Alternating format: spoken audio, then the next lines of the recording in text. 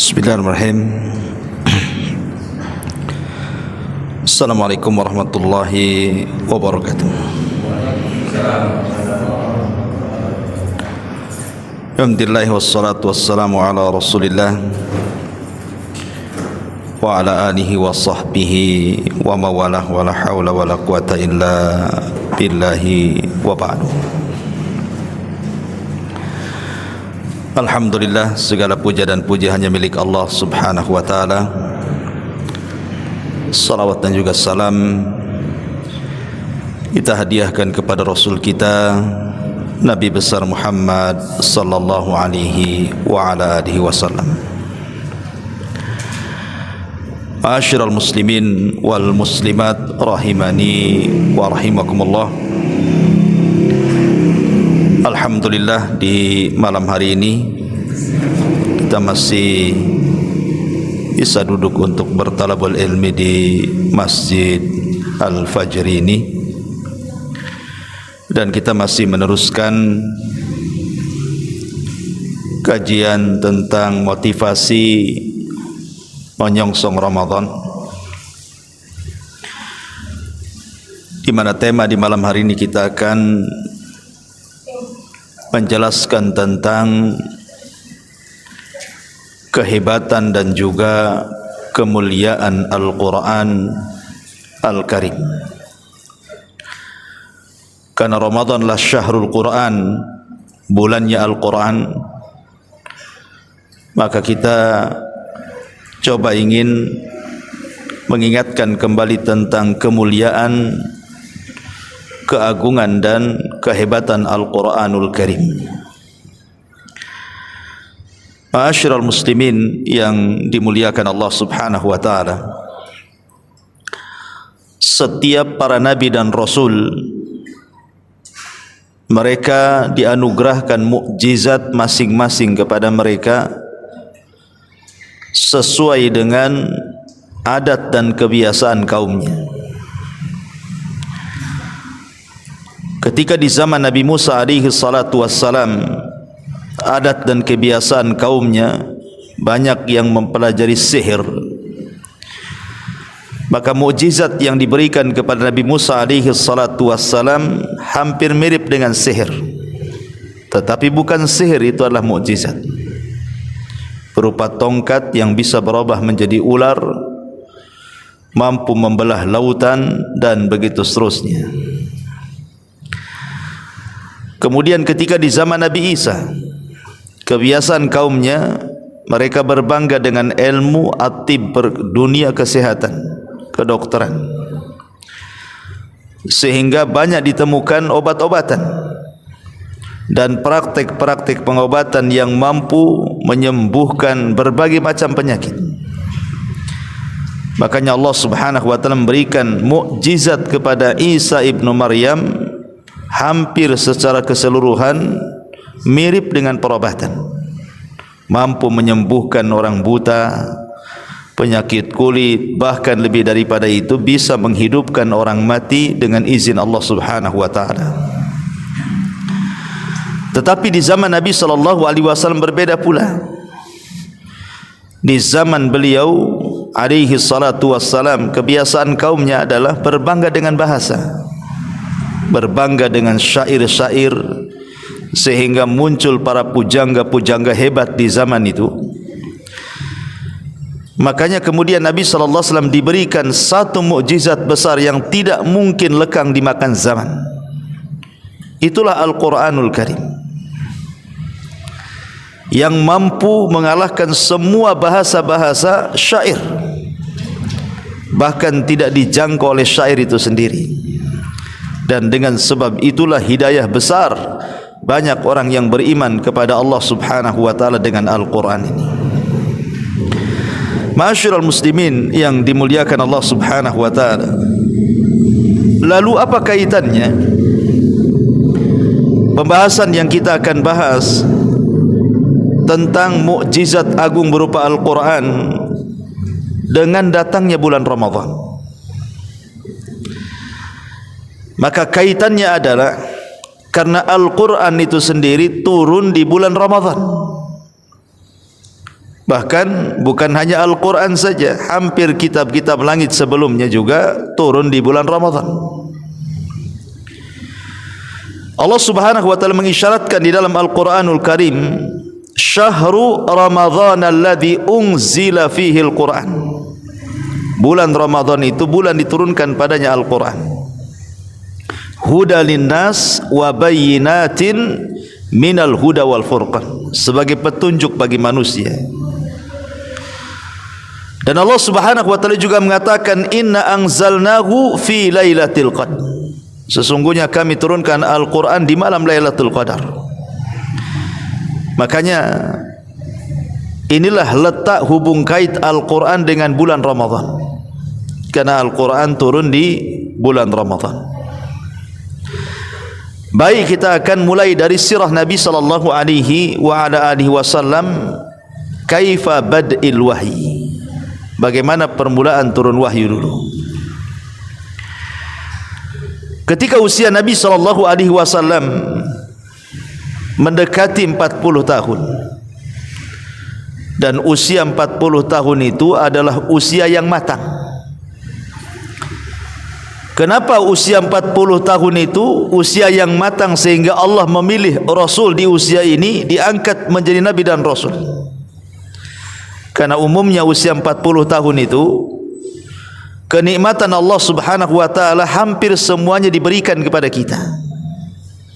Umumnya usia 40 tahun itu sudah berkeluarga, sudah memiliki nikmat pasangan. Umumnya usia 40 tahun itu punya keturunan, Allah berikan nikmat anak-anak.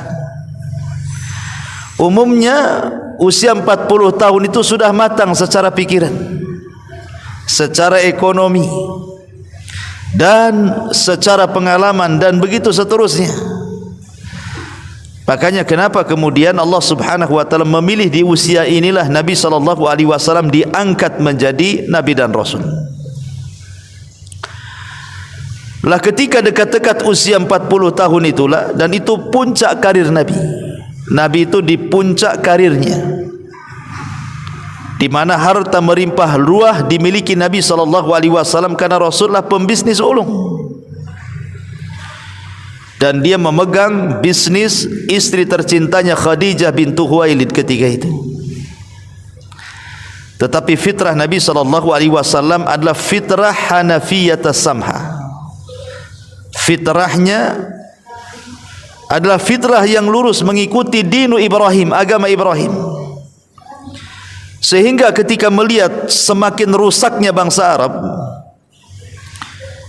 bertambah-tambah rusaknya mereka dengan kesyirikan yang mereka lakukan, bukan hanya kezaliman dan kejahatan, tapi sampai ke tingkat kekufuran. Maka Nabi sallallahu alaihi wasallam mulai mencintai untuk tahannut, menjauh dari manusia, cari tempat-tempat yang sepi, menyendiri, tafakur kepada Allah Subhanahu wa taala. Karena ketika itu belum ada syariat, Nabi pun belum diangkat jadi nabi. Wa wajadaka dhallan fahada. Rasul masih tersesat. Maksud tersesat di sini, maksudnya Nabi SAW tidak tahu apa yang harus dilakukan, karena belum ada ajaran solat, puasa, zakat, apa yang harus dilakukan. Tapi hatinya fitrah, mentauhidkan Allah Subhanahu wa taala, mengikuti syariat Ibrahim alaihi salam. Maka terkadang Nabi sallallahu alaihi wasallam ke Muzdalifah, kadang Nabi sallallahu alaihi wasallam ke Mina, kadang ke tempat-tempat yang lain yang sepi, yang tidak ada manusia, tafakur di situ. Sampai pada akhirnya Nabi sallallahu alaihi wasallam menemukan tempat yang cocok untuk tafakkur, di tempat yang sangat tinggi di atas Mekkah Al-Mukarramah, di sebuah bukit. Disitulah ada gua yang sejarah menyebutnya sebagai Gua Hira, Gharu Hira, Gua Hira. Berangkatlah Nabi sallallahu alaihi wasallam dengan membawa perbekalan yang cukup 1 bulan. Dan istri tercintanya Khadijah bintu Khuwailid menyiapkan perbekalan itu. Berangkatlah Nabi sallallahu alaihi wasallam tepat di bulan Ramadan. Maka Nabi SAW 1 bulan selama bulan Ramadan itu berada dalam gua Hira itu. Beliau tafakur memikirkan kekuasaan Allah Subhanahu wa ta'ala, memikirkan bagaimana kerusakan orang-orang Mekah dan bagaimana cara untuk memperbaikinya. Pokoknya terus tafakur sampai pada waktunya, tepatnya 10 malam akhir Ramadan, tepatnya lagi di tanggal-tanggal ganjil. Bisa 21, bisa 23, bisa 25, bisa 27, bisa 29. Wallahu alam di tanggal yang mana satu ini. Di malam hari tiba-tiba Nabi SAW didatangi oleh sosok yang sangat bersih, yang sangat putih. Rupanya jelmaan daripada malaikat Jibril alaihi salam. Ma'asyiral muslimin yang dimuliakan Allah Azza wa Jal, sebelum kita lanjutkan kisah ini, sebelumnya Nabi SAW itu 6 bulan sebelum mendapatkan tempat yang cocok untuk tafakur, itu selalu bermimpi. Mimpinya aneh. Mimpinya itu seperti falak subuh. Jadi kalau malamnya bermimpi, kadang besoknya menjadi kenyataan. Malamnya bermimpi 1-2 hari menjadi kenyataan. Begitu seterusnya. Dan mimpinya para nabi itu dianggap wahyu. Makanya Ibrahim alaihi salatu wasalam ketika bermimpi menyembelih putranya Ismail, dia lakukan penyembelihan itu kan, karena mimpinya seorang nabi itu wahyu, perintah dari Allah Subhanahu wa ta'ala. Akhirnya kemudian Nabi SAW setelah terus bermimpi menjadi sebuah kenyataan, bermimpi lagi dan begitu seterusnya, sampai ketika kemudian berada di Gua Hira, beliau pun bermimpi bahwa akan didatangi seseorang. Sehingga Rasul tidak kaget ketika datang malaikat Jibril dalam bentuk manusia, kemudian masuk ke dalam gua, kemudian mengucapkan salam, kemudian memeluk Nabi SAW. Ketika Jibril dalam bentuk manusia ini memeluk Nabi SAW, dia pun membisikkan sesuatu ke telinga Rasul dan mengatakan, Iqra ya Muhammad, Iqra ya Muhammad, baca wahai Muhammad. Nabi SAW ketika itu memahami kalimat Iqra, baca, maksudnya membaca tulisan,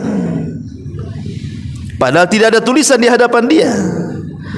Dan Nabi SAW adalah Nabi yang tidak bisa membaca dan tidak bisa menulis, dia ummi.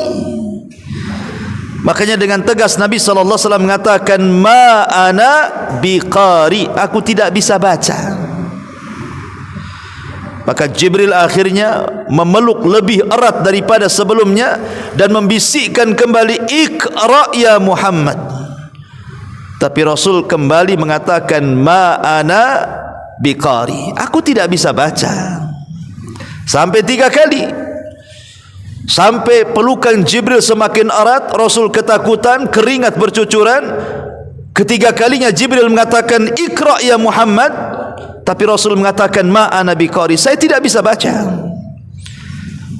Akhirnya kemudian Jibril mulai melepaskan pelukannya dan mengatakan, Iqra bismi rabbikal ladzi khalaq, khalaqal insana min 'alaq, iqra wa rabbukal akram alladzi 'allama bil qalam 'allamal insana ma lam ya'lam. Turun 5 ayat pertama suratul Alaq. Maka Nabi SAW langsung menghafal 5 ayat pertama suratul Alaq. Dari sini resmi Nabi turun SK didaulat menjadi seorang Nabi. Dengan turunnya suratul Alaq, maka Rasul didaulat menjadi seorang Nabi. Kemudian malaikat ini pergi entah ke mana. Maka Nabi SAW pulang kepada Khadijah menceritakan perkara ini.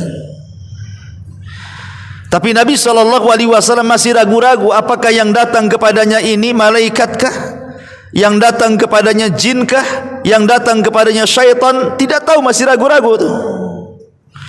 Sehingga Nabi SAW akhirnya bolak-balik datang ke Gua Hira lagi, tapi tidak juga dikunjungi orang yang baik hati tadi. Sampai 6 bulan Jibril tidak turun lagi. Nabi merasa sesak dadanya dan mulai menerka-nerka, jangan-jangan itu malaikat, jangan-jangan itu setan, jangan-jangan itu jin, kan gitu ya. Sampai pada satu malam, setelah 6 bulan lewat tu, didatangi Jibril di Gua Hira tu. Maka Nabi SAW tertidur di tengah malam. Kemudian Nabi SAW tiba-tiba ada teriakan suara dari langit dan mengatakan, ya ayyuhal muddathir kum fa'anzir. Wahai orang yang berselimut, bangkit engkau. Rupanya siapa? Jibril. Ya. Akhirnya Nabi SAW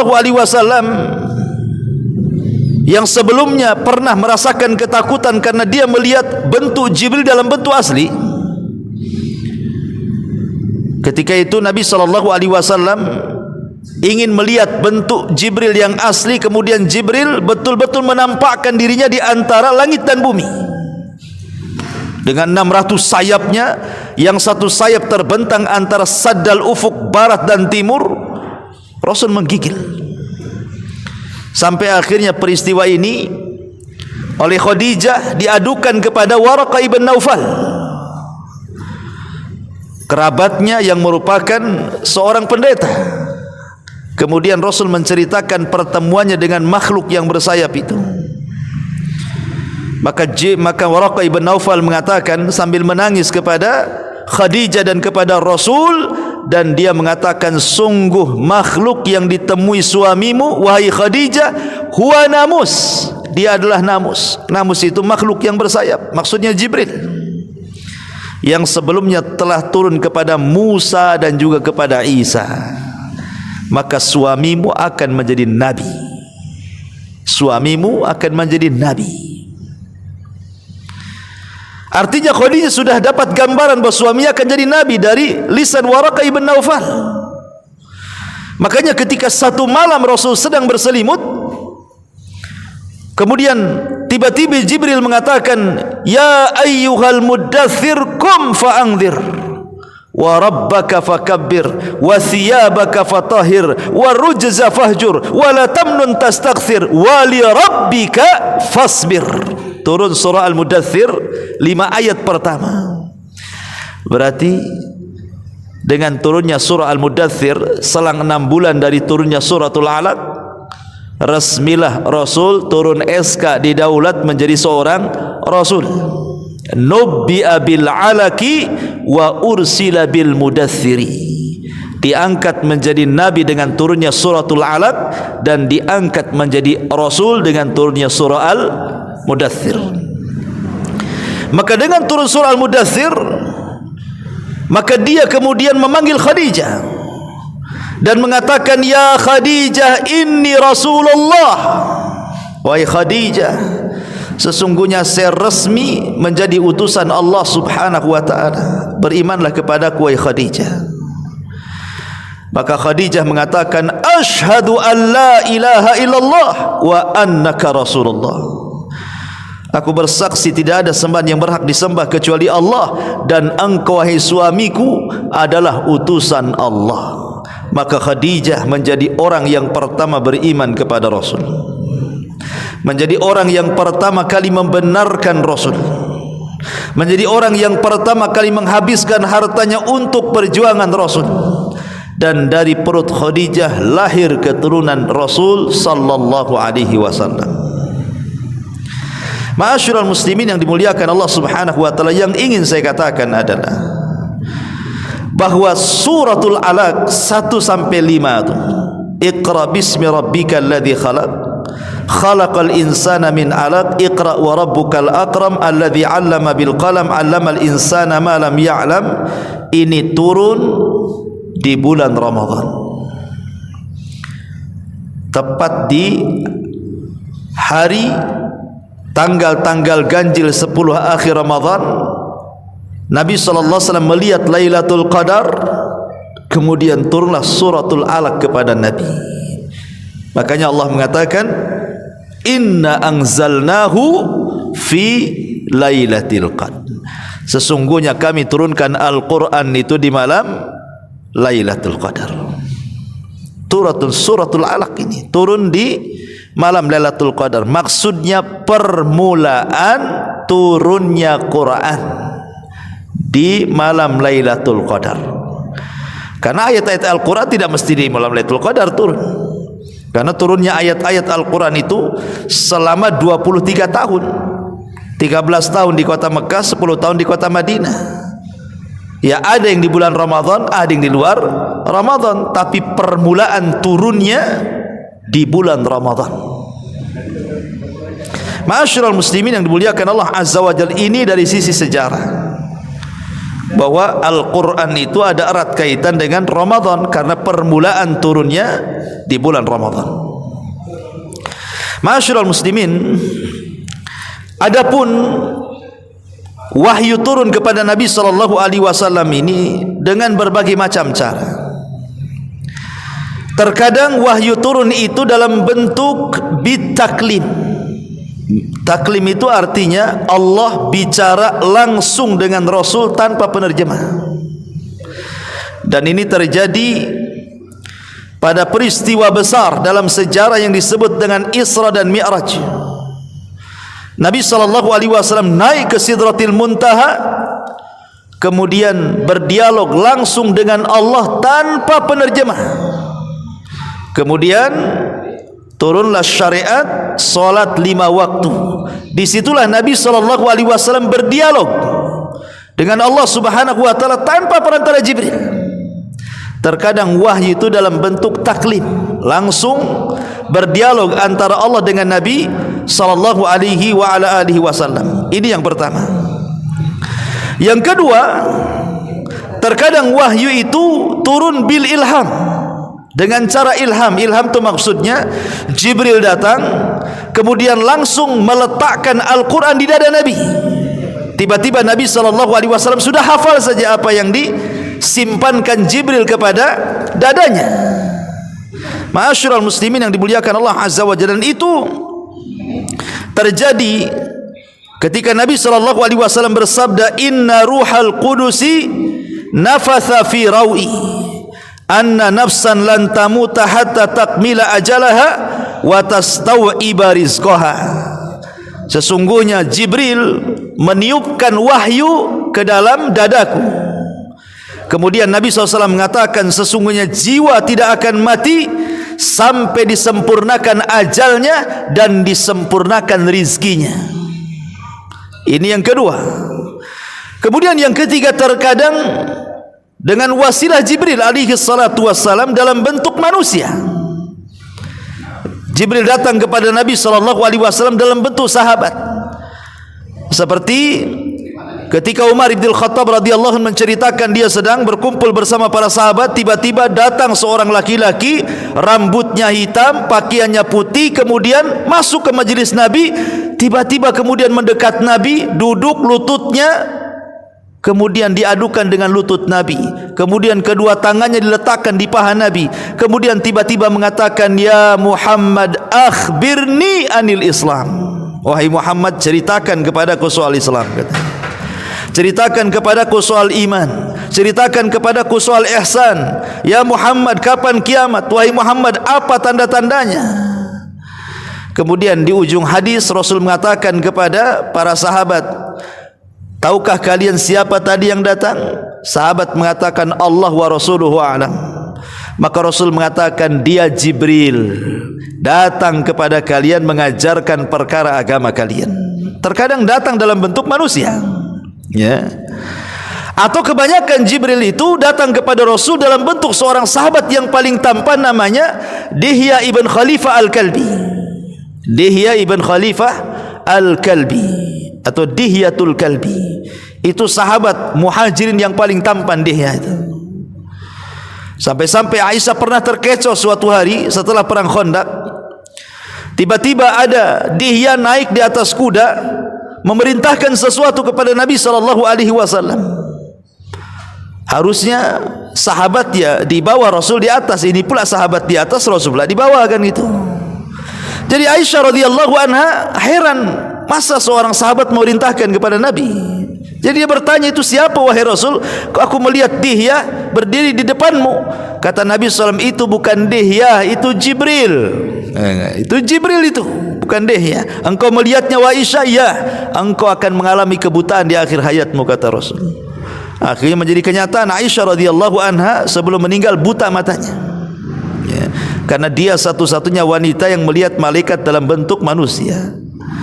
Ma'asyiral muslimin yang dimuliakan Allah Azza wa Jalla, atau dalam bentuk suara yang sangat menakutkan Nabi SAW, seperti suara gemerincing besi yang dipukul-pukul di atas batu. Dan itu yang paling berat. Wahyu kalau seperti ini turun kepada Rasul paling berat. Rasul kadang-kadang tidak sanggup bangkit kalau yang seperti ini, seperti suara yang memekikkan telinga.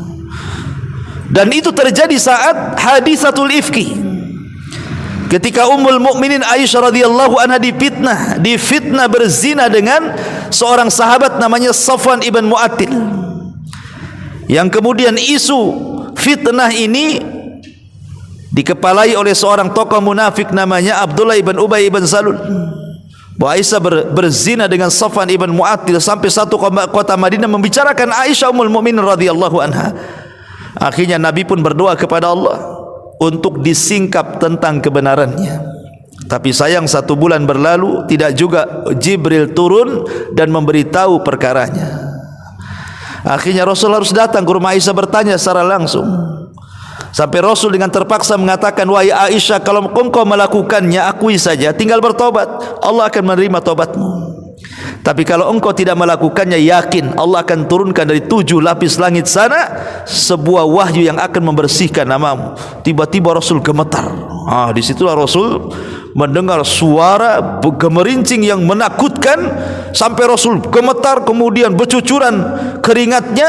Tiba-tiba kemudian turun wahyu, menurunkan suratun Nur 1-9, membebaskan tuduhan bahwa Aisyah berzina dengan Safwan.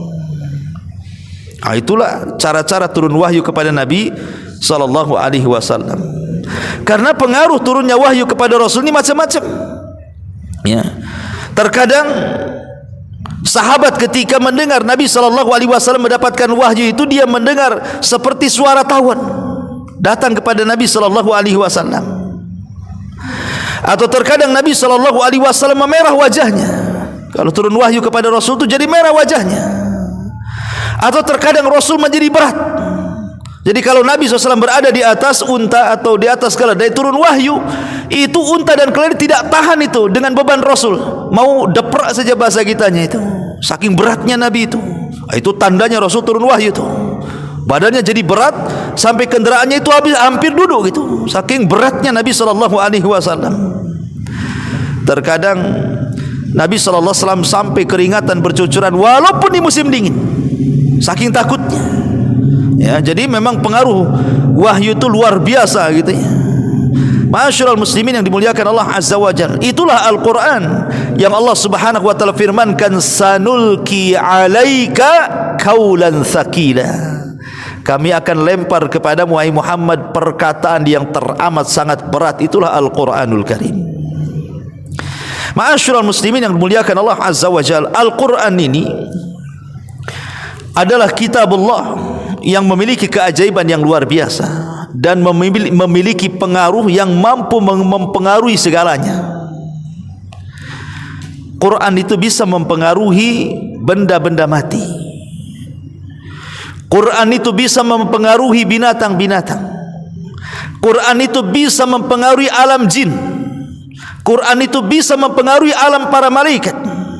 Bahkan orang-orang kafir yang hatinya keras saja bisa ditembus dengan Al-Quranul Karim.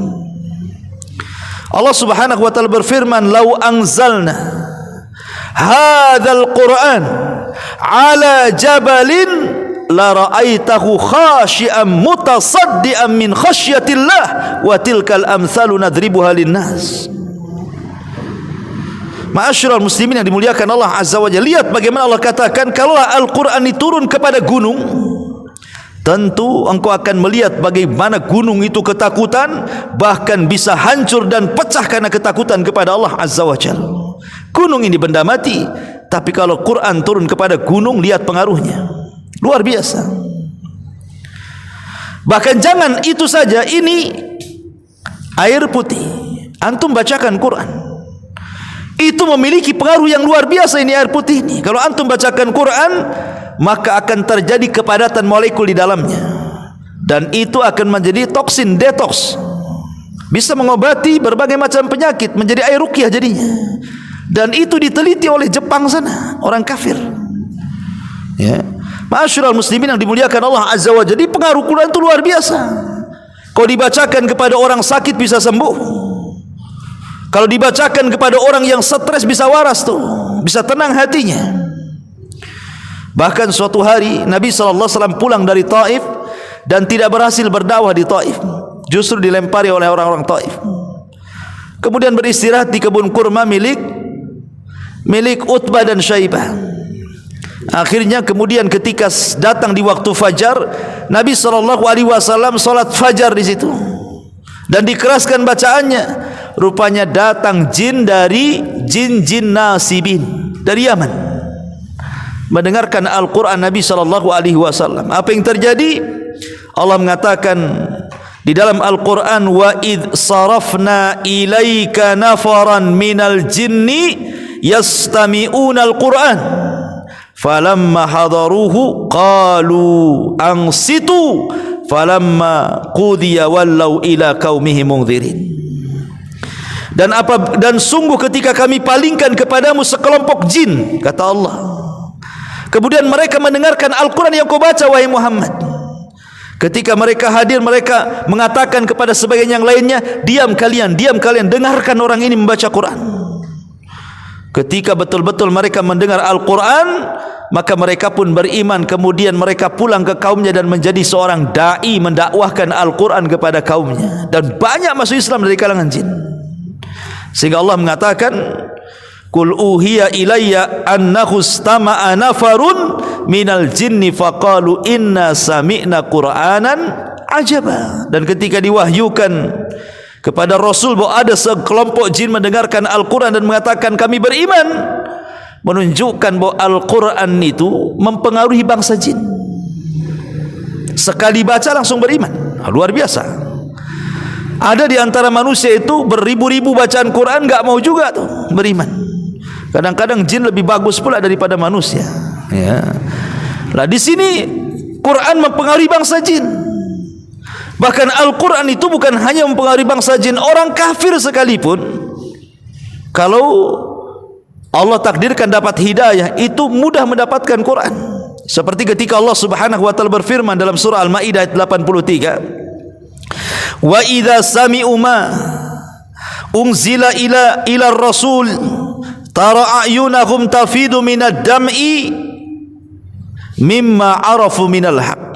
Dan apabila mereka mendengar apa yang diturunkan kepada Rasul, engkau lihat mata-mata mereka menangis, meneteskan air mata, karena mereka tahu dari sebuah kebenaran. Ayat ini turun kepada orang-orang Nasrani, para rahib-rahib yang berasal dari Habasyah. Jadi para rahib itu datang setelah para sahabat yang hijrah ke Habasyah. Mereka kemudian disuruh untuk kembali dan bergabung ke Madinah. Maka banyak para rahib itu diutus oleh Raja Habasyah yang sudah beriman sebelumnya untuk datang ke kota Madinah. Sekitar 60 lebih para rahib yang datang dari Habasyah untuk mendengarkan Quran kepada Nabi SAW. Ketika Rasul membacakan Quran kepada rahib-rahib itu, mereka pun kemudian melelehkan air mata dan beriman kepada Nabi SAW. Sehingga turun ayat ini, wa idza sami'u ma unzila ila rasul tara a'yunahum tafidu minad dam'i mimma arafu minal haq. Ketika para rahib-rahib itu mendengar apa yang diturunkan kepada Rasul, kau lihat mata-mata mereka berlinang, mencucurkan air mata, karena mereka tahu Al-Quran itu benar. Lihat, Quran mempengaruhi orang-orang kafir, ya. Bahkan mempengaruhi binatang. Ketika ada seorang sahabat membaca Al-Quran tengah malam, tiba-tiba kuda di sampingnya meringkik dan dia menghentikan bacaannya karena takut anaknya terkena terjangan kuda, karena tidur tidak jauh daripada kuda. Tiba-tiba kemudian dia melihat cahaya dari langit. Kemudian esok harinya dia cerita kepada Nabi SAW. Kata Rasul, kenapa kau tidak teruskan bacaan itu? Itu malaikat yang turun mendengarkan bacaan suaramu, katanya. Malaikat terpengaruh dengan Al-Quran, jin terpengaruh dengan Al-Quran, kuda terpengaruh dengan Al-Quran, air terpengaruh dengan Al-Quran, gunung terpengaruh dengan Al-Quran, segala sesuatu terpengaruh dengan Al-Quran. Karena Quran itu bukan ucapan Muhammad, tapi Quran itu wahyu yang diturunkan Allah Subhanahu wa taala kepada Rasul Muhammad sallallahu alaihi wasallam. Wa ma yantiqu anil hawa in huwa illa wahyun yuha. Quran itu adalah wahyu yang diturunkan kepada Nabi sallallahu alaihi wa ala alihi wasallam. Ma'asyiral muslimin yang dimuliakan Allah Subhanahu wa taala, Nabi sallallahu alaihi wasallam suatu ketika menjelaskan tentang keutamaan orang-orang yang cinta dengan Al-Quran. Apa kata Rasul? Yuqalu li sahibil Quran, dikatakan kepada para penggemar, para pecinta, para penghafal Quran, Iqra'u, Iqra, baca, wartak, naiklah, warattil, dan tartilkan bacaanmu, kama kunta turattil fid dunya, sebagaimana engkau membaca di dunia Al-Quran secara tartil. Fa inna manzilataka inda akhiri ayatin takrauha, ingat kedudukanmu di sorga itu disesuaikan dengan akhir ayat yang kau baca di dunia. Hadis ini adalah hadis kursi, di mana Allah Subhanahu wa taala ketika mengumpulkan para penduduk sorga, Allah mengatakan kepada para penduduk sorga, baca Quran. Dari sini kita tahu bahwa Quran ini bukan di dunia saja dibaca, di sorga pun dibaca. Karena Allah yang mengatakan kepada para penghuni sorga, baca Quran. Maka orang-orang yang cinta dengan Quran, orang-orang yang gemar baca Quran, orang-orang yang menghafal, yang suka menghafal Quran, mereka mulai membaca. Kemudian kata Allah, warqa, wartak, naik. Kemudian Allah berikan raf-raf, sayap di belakangnya. Kemudian para pembaca Quran itu naik ke langit, naik ke sorga. Karena tingkatan sorga itu disesuaikan dengan jumlah ayat dalam Al-Quran. Kata Ibnu Taimiyah, 6.400 kurang lebih ayat dalam Quran, kan? Berarti tingkatan sorga itu 6.400 kurang lebih. Sementara satu tingkat ke tingkat berikutnya itu jaraknya antara langit dan bumi. Berarti berapa tingginya sorga itu? Satu tingkatan itu seperti langit dan bumi tingginya. Sementara tingkatan di sorga itu 6.400 kurang lebih. Ya, ayat dalam Quran tuh. Istinbat Syekhul Islam Ibnu Taimiyah, berarti sorga itu tinggi sekali setiap tingkatannya itu. Makanya Allah mengatakan, baca Quran, naik, terbang kau ke sana. Tentukan tingkatanmu di sorga, kata Allah. Dengan cara apa? Warattil, tartilkan bacaanmu. Fa inna manzilataka inda akhiri ayatin takrauha, karena tingkatanmu di sorga disesuaikan dengan banyaknya ayat yang terakhir kau baca di dunia. Makin banyak membaca Quran, makin tinggi tingkatannya di sorga. Makanya para penghafal Quran itu paling tinggi tingkatannya, karena orang yang menghafal Quran itu suka mengulang-ulang bacaan. Coba antum umpamanya ngapal Quran, kadang-kadang satu ayat nggak hafal dibaca 100 kali. Berarti dia orang yang paling banyak membaca Quran, kan? Satu ayat dah hafal-hafal, dah dibaca-baca, terus diulang lagi. Sementara setiap dia mengulang bacaan itu, satu huruf 10 pahala. Untunglah para penghafal Quran itu. Mereka tidak berhenti-henti, kan? Mengulang-ulang baca Quran. Makanya wajar mereka tinggi tingkatannya di sorga nanti. Ma'asyiral muslimin yang dimuliakan Allah Azza wa Jalla. Karena Al-Quran itu memiliki kebahagiaan fid dunya wal akhir. Anda ingin bahagia di dunia, fa'alaika bil Quran, pegang Al-Quran. Anda ingin bahagia di akhirat, fa'alaika bil Quran, pegang Quran. Anda ingin bahagia kedua-duanya, fa'alaika bil Quran. Dahulu di zaman Amirul Mukminin Umar bin Khattab radhiyallahu an. Di zaman Amirul Mukminin Umar bin Khattab radhiyallahu an, ada seorang yang bernama Nafi' ibn Abdullah. Nafi' ibn Abdullah. Nafi' ibn Abdullah ini gubernur Mekah. Dia berjumpa dengan Umar di sebuah tempat namanya Asfan. Lah ketika itu Umar bin Khattab menjadi khalifah Amirul Mukminin. Jadi Umar mengatakan kepada Nafi' ibn Abdullah, "Ya Nafi', engkau tinggalkan Mekah. Kau datang ke Asfan untuk menemui aku. Siapa yang menggantikan posisimu di Mekah itu? Kau main tinggalkan saja. Siapa wakilmu di sana?"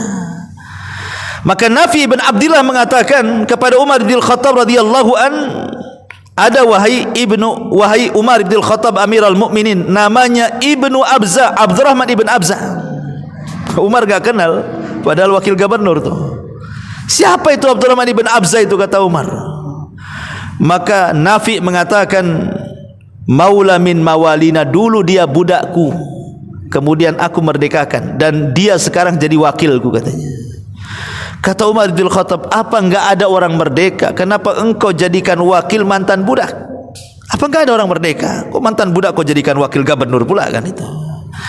Maka Nafi' bin Abdullah mengatakan, "Ya Amirul Mukminin, innahu alimun bi kitabillah." Masalahnya wahai Amirul Mukminin, Ibnu Abza atau Abdurrahman ibn Abza itu pakar Quran. Kalau sudah Quran pakarnya, berarti kalau dia memutuskan sesuatu pasti keputusannya di atas keadilan. Makanya Umar radhiyallahu an mengatakan, "Shadaqa Rasulullah sallallahu alaihi wasallam." Sungguh benar ucapan Rasul. "Innallaha yarfa'u bihadzal kitaba aqwaman." Sesungguhnya ada orang-orang yang diangkat dengan Quran itu beberapa kaum. Salah satunya Abdurrahman ibn Abza, mantan budak, diangkat derajatnya oleh Allah karena Al-Quran, jadi wakil gubernur. Ma'asyiral muslimin yang dimuliakan Allah Azza wa Jalla. Makanya barometer di zaman Nabi sallallahu alaihi wasallam soal kepemimpinan di zaman itu, pasti Rasul akan melihat Quran sebelum yang lainnya. Contoh, kalau Rasul ini mengutus sebuah pasukan perang, Kopassus, pasukan khusus yang disebut dengan Sariyah, yang Rasul tidak terlibat di situ, maka Nabi sallallahu alaihi wasallam akan menunjuk pemimpin perangnya, bukan menguji keahlian perang atau skill perangnya, tidak. Rasul tidak mengatakan kamu bisa apa, memanah, berkuda, bertombak, berkelahi, apa, bela diri, apa kamu bisa, ya, kamu apa, tapak suci, apa, gajah putih atau apa. Enggak. Nabi sallallahu alaihi wasallam tidak bertanya soal skill itu, tapi Nabi sallallahu alaihi wasallam bertanya, kam hafidtum min kitabillah, berapa banyak hafalanmu? Maka pasukan akan dikumpulkan, kamu berapa hafalan? Sekian juz, kamu sekian juz, kamu sekian juz, kamu sekian juz, kamu enggak hafal, kamu enggak punya hafalan. Maka yang paling banyak hafalannya, kata Rasul, anta imamuhum, engkau yang jadi pimpinan mereka. Begitu Nabi SAW menyeleksi sebuah pemimpin di zaman itu, karena pemimpin perang merangkap sebagai pemimpin sholat nantinya. Jadi di zaman itu pemimpin perang itu merangkap juga pemimpin sholat juga masalah. Jadi harus hafal Quran. Ya. Begitu Nabi SAW memprioritaskan Al-Quran, itu luar biasa. Coba kalau perusahaan-perusahaan di zaman sekarang kan, kalau menyeleksi karyawan-karyawan itu dilihat dari hafalan Qurannya, enggak ada orang korupsi itu. Mau kerja sama saya, berapa hafalanmu? Enak. Bukan sekolahmu sampai di mana, ijazahmu apa, itu nantilah nomor 2, nomor 3. Ya, tanya dulu Quran. Kemudian yang kedua tanya solatnya, kamu solat enggak? Kan itu. Coba kalau itu yang kemudian ditanya, selesailah pekerjaan itu. Makanya suatu hari Nabi SAW pernah dilaporkan, Nabi mengutus sebuah pasukan, kemudian kata Rasul kepada yang paling banyak hafalannya, engkau menjadi imamnya, berangkatlah pasukan ini. Rupanya selama perang, pemimpin perang ini merangkap menjadi pemimpin solat. Kalau solat, dia tidak pernah membaca surat yang panjang. Habis surah Al-Fatihah, Qul huwallah. Nanti rakaat kedua Fatihah, Qul huwallah lagi. Nanti solat Isya gitu lagi, Fatihah Qul hu lagi, Fatihah Qul hu lagi. Nanti subuh gitu lagi. ya, Fatihah kulhu lagi, kayak antum kayak gitu. Ya, persis gitu ya. Jadi sahabat ini, pasukan ini akhirnya komplain lah kan gitu ya. Engkau itu dipilih untuk memimpin kami karena banyak hafalan. Kenapa setiap solat asik kulhu saja? Apa tidak ada hafalan yang lain? Kata sang imam ini, kalau engkau mau solat di belakangku ya silahkan. Kalau engkau ingin solat sendiri ambil imam yang lain juga silahkan. Tapi kan tidak mungkin, karena pemimpin yang sudah ditunjuk Rasul harus sami'na wa ata'na. Ya terpaksalah selama peperangan mereka itu saja sampai bosan. Sampai ketika pulang baru mereka melapor kepada Nabi. Ya Rasulullah, imam kami ini banyak hafalannya, tapi kalau dia solat asik kulhu saja. Akhirnya Rasul memanggil orang ini dan mengatakan, betul apa yang dikatakan pasukanmu itu? Dia mengatakan, betul wahai Rasul. Kata Rasul, apa alasanmu? Maka sahabat ini mengatakan, fa inni uhibbuha ya Rasulullah, karena saya cinta dengan kulhu Rasul. Kayak antum juga cinta dengan kulhu. Makanya kulhu terus kan itu. Kalau belum yakunil bencian tuh kepanjangan. Kalau kulhu kependekan kan itu ya. Tapi bukan itu masalahnya. Kenapa dia cinta? Kata Rasul, apa yang membuat kau cinta dengan surat itu? Inilah perbedaan cinta kita dengan kulhu dengan cintanya sahabat ini dengan kulhu. Di sini perbedaannya. Kata orang ini, sahabat ini mengatakan, fa innahu sifatur rahman. Ya Rasulullah, karena dalam surah Al-Ikhlas itu ada sifat-sifat Allah yang agung. Ahad, Samad, lam yalid, walam yulad, walam yakul lahu kufuwan ahad. Sifat Ar-Rahman yang agung. Ahad, Esa, semua Allah tepat bergantung. Tidak dilahirkan, tidak melahirkan, tidak ada yang sekufu dengan dia. Saya suka dengan sifat ini. Kalau antum kan suka karena dengan pendeknya. Karena ini kan suka karena ada sifatnya. Di sini perbedaannya. Ya. Yang ingin saya katakan bukan cerita kulhunya.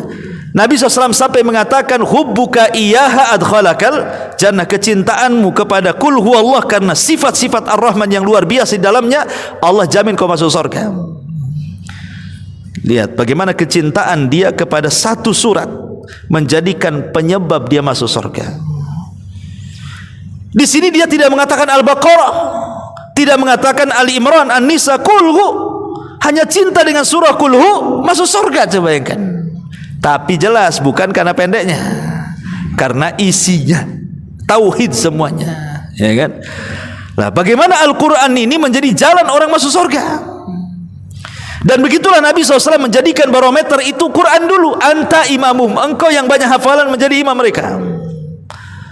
Sampai-sampai ketika Rasul sedang berkumpul seperti ini, berdiri seorang wanita yang hendak menghibahkan dirinya. Dan khususnya Rasul, khusus bagi Rasul boleh seorang wanita menghibahkan dirinya tanpa menikah. Itu khususnya Rasul menghibahkan dirinya. Tapi Rasul tidak mau. Kata wanita ini, Rasul saya siap menjadi istrimu. Kata Rasul, diam saja, tak mau. Sampai 3 kali menunjukkan Rasul tidak suka. Berdiri seorang sahabat, Rasul kalau kau tidak suka, nikahkan wanita itu dengan aku, katanya. Kata Nabi SAW, kau mau menikah wanita itu, kau punya apa? Pulanglah kau ke rumah itu, ambil sesuatu yang berharga. Pulang dia ke rumahnya, rupanya di rumah kosong, gak ada apa-apa.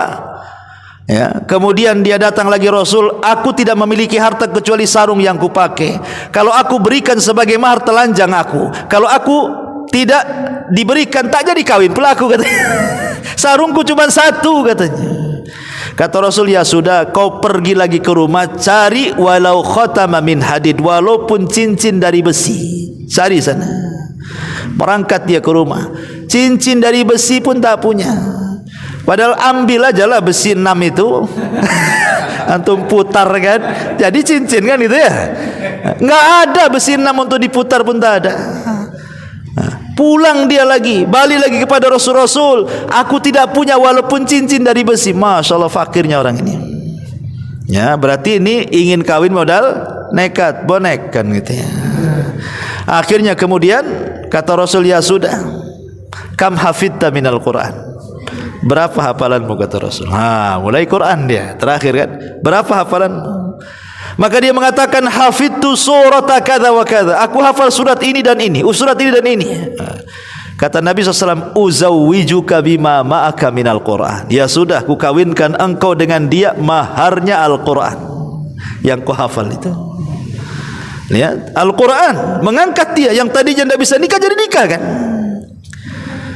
Jadi enggak perlu jomblo-jomblo sibuk, ya kan? Aku tidak ada duit, Ustaz mau kawin dengan apa? Berapa hafalan? Kata ceweknya, tidak mau Ustaz, mahar Al-Quran saya mau duit, saya mau emas. Ya seperangkat alat sholat jadilah katanya. Masyaallah muslimin yang dimuliakan Allah Azza wa. Tapi lihat bagaimana orang dulu. Orang dulu itu menjadikan Quran itu segala-galanya bagi mereka. Kemuliaan seseorang itu ditentukan dengan Al-Quran. Tapi di zaman sekarang justru Al-Quran itu dihinakan. Dihinakan Al-Quran itu. Para pembawa Al-Quran itu tidak lebih mulia dibandingkan para pembawa harta. Coba kalau ada rapat, satu ini yang ikut rapat Pak Imam hafal Quran, satu yang ikut rapat muhsinin pula banyak duit. Kemudian rapat nih muhsinin dengan imam yang hafal Quran ini. Kata Pak Imam ini harus begini. Kata muhsinin yang banyak Quran, oh enggak begini. Kalau enggak begini saya enggak akan nyumbang lagi. Selesailah kalau gitu, imam yang dipecat ganti imam lain. Muhsinin yang dipertahankan. La haula wala quwata illa billah. Coba di mana kemuliaan Quran di sini? Antum punya dua ya anak perempuan pamannya.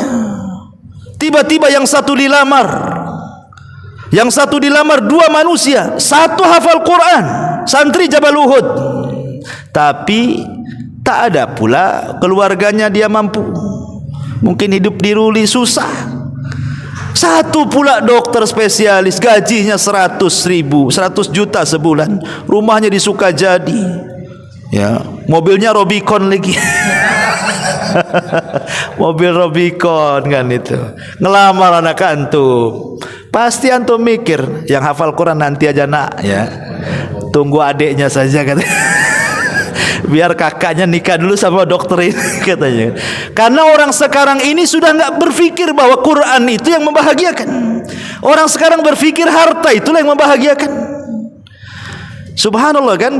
Betul kalau Allah mengatakan wa qala ar-rasul inna qaumi ittakhidu hadzal qur'ana mahjura. Berkata Rasul, ya Rabb, kaumku nanti kelak akan meninggalkan Al-Qur'an setapak demi setapak. Sekarang Rasul sudah meninggal. Apa yang dikatakan Nabi SAW menjadi sebuah kenyataan. Al-Quran sudah mulai ditinggalkan. Bahkan boleh jadi di antara kita ini setiap hari meninggalkan Quran. Saya enggak yakin antum 1 bulan megang mushaf itu.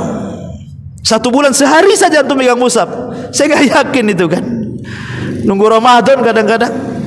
Padahal Quran itu sudah di dalam handphone loh, bukan kayak nenteng-nenteng mushaf kayak dulu loh ya.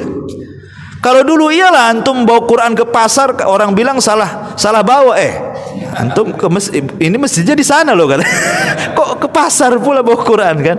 Tapi orang sekarang kan bawa handphone kemana saja. Dan Quran ada di situ, sehingga tidak ada alasan di hadapan Allah antum tidak bisa membaca Quran. Tidak ada waktu untuk baca Quran. Oh, sibuk dari mana? Antum baca WA saja bisa. Ya, nengok YouTube sambil kerja bisa. Masa membaca dan mendengarkan Al-Quran tak bisa? Enggak ada alasan di hadapan Allah. Kalau ditanya Allah, kenapa kau tak baca Quran? Apa? Antum mau alasan apa di hadapan Allah tuh? Ma'asyiral muslimin yang dimuliakan Allah Azza wa Jalla. Sehingga kalau kita melihat bagaimana keagungan Al-Quran di zaman Rasul luar biasa, dan Rasul itu paling suka dengan orang yang cinta dengan Quran. Satu hari Nabi SAW malam-malam itu keluar belusukan. Pemimpin zaman dulu kalau belusukan malam-malam, ya. Akhirnya kemudian melihatlah dia satu rumah, karena di zaman Rasul kan hampir setiap rumah itu pasti keluar suara Al-Quran seperti tawon. Kota Madinah itu kalau malam seperti suara tawon, keluar Al-Quran. Samalah zaman dulu saya masih kecil-kecil tuh, di desa-desa itu yang listrik pun kadang-kadang ya terbatas gitu ya, masih ada orang ngaji tuh. Kalau desa zaman saya dulu masih kecil, saya masih ingat masih ada loh suara Quran tuh keluar dari rumah tuh. Sekarang sudah enggak ada. Saya pulang kemarin ke Majalengka itu suara musik semua dari rumah tuh. Enggak ada suara Quran. ya. Atau mungkin ada musik religi lah, ya. Katanya religi kan itu. Tapi dari sini ma'asyiral muslimin yang dimuliakan Allah Azza wa Jalla, bagaimana di zaman Nabi itu terbayang bahwa Madinah itu kalau malam seperti suara tawon itu. Jadi saut-sautan dari rumah ke rumah itu orang baca Quran tuh. Jadi Nabi SAW itu jalan-jalanlah ke gang-gang kota Madinah itu. Rupanya di satu rumah ini lain pula nih bacaannya nih. Baca di sini baca, di sini baca, di sana baca. Kok yang ini lain pula bacaannya? Indah suaranya. Tertegun Rasul sallallahu alaihi wasallam. Sampai tak sadar Rasul kemudian berdiri di samping rumahnya mendengarkan saking enaknya. Rupanya mendekati subuh. Baru terperanjat Rasul. Wah, udah mau subuh nih. Akhirnya Nabi langsung pergi karena harus jadi imam. Kemudian pagi-paginya Rasul memanggil pemilik rumah itu. Siapa rupanya? Abu Musa al-Ash'ari radhiyallahu anhu. Ya Aba Musa, kata Rasul, semalam aku mendengarkan suaramu. La sautuka kamizmar min mazamiri ali Daud. Suaramu hai Aba Musa, Masya Allah, seperti suara Daud ketika melanggamkan Zabur. Indah suaranya, karena Daud itu memiliki 70 suara. Jadi kalau perpindahan dari suara satu ke suara berikutnya itu makin indah. Nanti ganti suara makin indah lagi, ganti suara makin indah lagi. Itulah mukjizatnya Nabi Daud, suara. Ya, Nabi Daud itu diberikan mukjizat suara, 70 suara. Ketika dia membaca Zabur itu, dari satu suara ke suara berikutnya makin indah, makin indah, makin indah. Sampai kalau dia pergi ke bukit-bukit, ke padang pasir, kemudian dia baca Zabur, itu burung-burung datang dari mana-mana, ikut berkicau. Saking khusyuknya itu, lupa makan, lupa minum, jatuh mati itu burung tuh. Ya bayangkan, saking khusyuknya mendengarkan Zabur itu, jatuh. Ya, kalau kita ayam aja pergi, grebek suaranya. Ya, karena tidak pernah baca Quran, tidak pernah belajar makhraj, tidak pernah belajar langgam, ya asal bunyi saja jadinya. Ya. Kalau jadi imam itu baca kulhu kayak baca Al-Baqarah, lama kali orang ini kayaknya. Padahal baca kulhu, tapi kalau enak suaranya Al-Baqarah aja kayak kulhu, kayaknya masih kurang Pak Imam nih baca ini. Enggak terasa. Saya samurat itu bisa berdiri saya. Saking enaknya kan itu ya. Dari sini ma'asyiral muslimin yang dimuliakan Allah Azza wa Jalla, bagaimana di situ Rasul mencintai orang yang memiliki suara dalam Al-Quran kan, sampai memuji Abu Musa al-Ash'ari. Makanya kabilahnya Abu Musa al-Ash'ari itu disebut siapa? Ash'ariyun. Kabilah Abi Musa itu Ash'ariyun. Dan Ash'ariyun itu terkenal bacaan Qurannya indah. Sampai-sampai Rasul itu kalau perang kan gelap tuh, pasukan kan dari berbagai macam kabilah. Kadang-kadang waktu istirahat itu di mana satu, mana kabilah ini, mana kabilah itu, namanya lagi istirahat. Kadang-kadang berpencar kan. Tapi Rasul mengatakan, inni a'lam maudi al-ash'ariyina indal jais. Aku tahu di mana letak Ash'ariyun, di tengah-tengah pasukan gitu. Padahal gelap malam-malam. Kok Rasul tahu? Kenapa? Karena ada ciri khas mereka. Kalau malam mereka solat malam punya suara Quran sendiri. Makanya Rasul mengatakan, aku tahu di mana letak Ash'ariyun itu kalau sedang istirahat di tengah-tengah pasukan, karena mereka punya suara khas di dalam membaca Al-Quran. Begitu Rasul saking menandainya orang yang suka dengan Quran, sampai tahu di mana di tengah-tengah pasukan walaupun gelap-gelap tuh. Karena Rasul cinta dengan orang yang cinta dengan Al-Quran. Sampai suatu hari Rasul itu pulang safar bersama Abu Bakar dan Umar radhiyallahu anhu. Kemudian ketika sampai di Masjid Nabawi, kemudian Rasul sallallahu alaihi wasallam terbalik dinding, ada suara indah yang melantun, melengking sampai Rasul terdengar. Ini indah kali suaranya. Kata Rasul kepada Abu Bakar, berhenti engkau, berhenti wahai Umar. Kau dengarkan ini suara siapa? Rupanya di balik tembok itu ada sahabat yang sedang membaca Quran. Siapa dia? Abdullah ibn Mas'ud, atau kunyahnya Ibnu Ummi Abdin. Kata Nabi SAW kepada Abu Bakar, ya Aba Bakrin, ya Aba Bakrin, man arada an yasma'al Qur'ana ghaddan tariyan kama unzil falyaqra ala Ibni Ummi Abdin, kata Rasul. Hei Abu Bakar dan Umar, kalau engkau ingin mendengarkan Al-Quran yang diturunkan Jibril kepadaku, perdengarkan suara orang ini. Begitulah Jibril suaranya ketika menurunkan wahyu kepadaku. Disejajarkan suara Ibnu Mas'ud dengan suara Jibril sama Nabi. Rasul ingin memuji kan? Memuji, maksudnya disejajarkan itu, Rasul kalau memuji sesuatu maka akan dibesarkan pujian itu. Ya. Saking indahnya suara Ibnu Mas'ud itu, Ibnu Ummi Abdin itu, sampai Rasul memuji dia dan mensejarkan suaranya dengan suara Jibril. Ya tentu suara Jibril akan berbeda, tapi Rasul ini dalam makomnya makom memuji gitu ya, memuji orang yang membaca Quran. Makanya antum harus suka memuji orang yang baca Quran itu. Masya Allah, suara antum bagus. Padahal tidak bagus, tidak apa-apa. Masya Allah, suara antum bagus sekali. Belajar di mana antum? Siapa gurunya? Kan itu. Anak mau belajar. Masyaallah muslimin yang dimuliakan Allah Azza wa Jalla. Bahkan satu hari Rasul salat di masjid. Kemudian ketika hendak keluar, berjumpalah dengan Ubay ibn Ka'ab radhiyallahu an. Ubay ibn Ka'ab radhiyallahu an. Kata Rasul SAW, sini wahai Ubay. Wahai Rasul, ada apa memanggilku? Kata Nabi SAW, ya Ubay, amaranillah an aqra alaika suratul Bayyinah. Allah perintahkan aku wahai Ubay untuk membacakan surah Al-Bayyinah kepadamu. Ubay kaget dan mengatakan, asamanillah, apakah Allah menyebut namaku wahai Rasul? Siapa aku sehingga namaku disebut-sebut? Katanya, satu-satunya nama sahabat yang disebut oleh Allah adalah Ubay. Karena Rasul yang mengatakan, Allah perintahkan aku untuk membacakan kepadamu surah Al-Bayyinah. Kata Ubay, apakah namaku disebut-sebut oleh Allah? Kata Rasul, ya. Habis itu Ubay menangis. Padahal Ubay itu bukan seperti Abu Bakar yang memiliki kecerdasan otak, seperti Umar juga memiliki kecerdasan yang selalu diambil pendapatnya oleh Rasul. Tidak pula seperti Utsman, Abdurrahman ibn Auf yang banyak menginfakkan hartanya. Tidak pula seperti Khalid ibn Walid yang ahli dalam strategis perang. Tidak pula seperti Anas yang membantu Rasul 10 tahun. Dia tidak dilebihkan apapun, atau seperti Abu Hurairah yang hafalan hadisnya terbanyak, ataupun seperti Abdullah ibn Amr bin As yang catatan hadisnya terbanyak. Tidak. Tapi Ubay ibn Ka'ab ini hanya dilebihkan oleh Allah dari segi Quran saja. Tapi justru kelebihan Ubay ibn Ka'ab tidak dimiliki sahabat yang lainnya. Dari situlah namanya disebut-sebut Allah. Sampai ketika dia mengatakan, as-samanillah ya Rasul, betul Allah menyebut namaku?